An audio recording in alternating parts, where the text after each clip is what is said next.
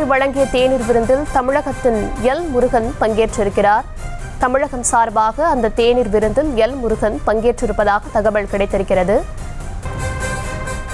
ராஜேஷ், தற்போது தமிழகம் சார்பாக எல் முருகனும் அந்த விழாவில் பங்கேற்றிருக்காரு. அவருக்கும் அமைச்சர் பதவி வழங்கப்பட வாய்ப்பு இருக்கா? அது குறித்தான விவரங்கள். நிச்சயமாக அந்த தேநீர் விருந்தில் பங்கேற்றிருக்கக்கூடியவர்களுக்கு அமைச்சர் பதவி வழங்கப்பட இருப்பதாகத்தான் இங்க இருக்கக்கூடிய பிரதமர் அலுவலக வட்டாரங்கள் தகவல் தெரிவிக்கின்றன.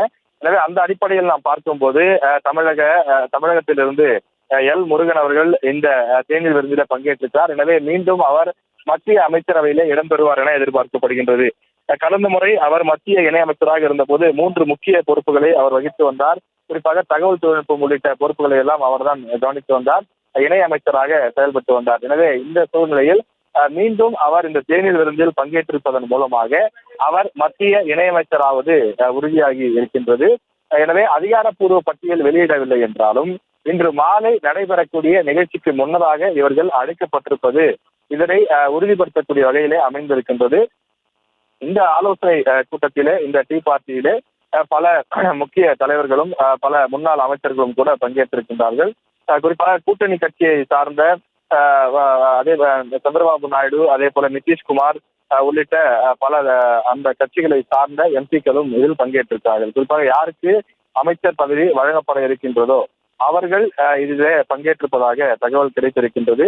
எனவே இந்த அமைச்சரவை பட்டியலை பொறுத்தவரையில் நிர்மலா சீதாராமன் அவர்கள் மீண்டும் அமைச்சரவையில இடம்பெறுவார் என எதிர்பார்க்கப்படும் நிலையில் அவருக்கும் இந்த தேநீர் விருந்துக்கு அழைப்பு விடுக்கப்பட்டிருக்கின்றது. அதே போல சிவராஜ் சிங் சௌகான், அதே போல ராவ் இந்திரஜித், பங்கஜ் உள்ளிட்ட பல்வேறு எம்பிக்கள் தலைவர்கள் பங்கேற்றிருக்கின்றார்கள். BL வர்மா, அதே போல அன்னபூர்ணா தேவி, நித்யானந்த் ராய், அர்ஜுன் மெஹ்வால், ஜோதிராஜ் சிந்தியா உள்ளிட்ட பலரும் இந்த தேநீர் விருந்திலே பங்கேற்றிருக்கிறார்கள். பிரதமர் இல்லத்தில் 11:30 மணியிலிருந்து சுமார் 1 மணி நேரம் வரை இந்த தேநீர் விருந்தானது நடைபெற்று முடிந்திருக்கின்றது.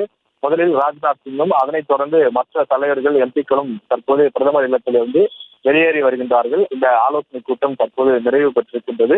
அதாவது இவர்கள் தான் இந்த அமைச்சரவையிலே பிரதமரோடு சேர்ந்து பதவியேற்க இருக்கின்றார்கள். எனவே அவர்களுக்கு இதை அறிவிக்கக்கூடிய ஒரு கூட்டமாக இது அமைந்திருக்கின்றது. எனவே டீ பார்ட்டி நடைபெற்று முடிந்திருக்கக்கூடிய நிலையில இதிலே கலந்து கொண்டவர்கள் அமைச்சரவை பட்டியலில் இடம்பெறுகிறார்கள். எனவே தமிழ்நாட்டிலிருந்து எல் முருகன் மீண்டும் அமைச்சராவார் என்பது இதன் மூலமாக நமக்கு தெரிய வருகின்றது.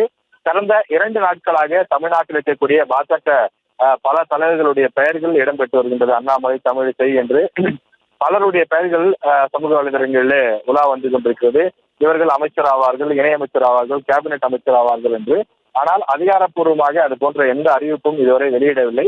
அதே நேரத்தில் எல் முருகன் பிரதமர் இல்லத்தில் நடைபெற்ற தேநீர் விருந்தில் பங்கேற்றிருப்பதன் மூலமாக அவருக்கு மட்டும் அழைப்பு விடுக்கப்பட்டு அவர் பங்கேற்றிருப்பதன் மூலமாக அவர் மீண்டும் இந்த அமைச்சரவையிலே பங்கேற்பார் என்பது நமக்கு தகவலாக கிடைக்கின்றது. விவரங்களுக்கு நன்றி ராஜேஷ். செய்திகளை உடனுக்குடனும் துல்லியமாகவும் தெரிந்து கொள்ள சப்ஸ்கிரைப் பண்ணுங்க.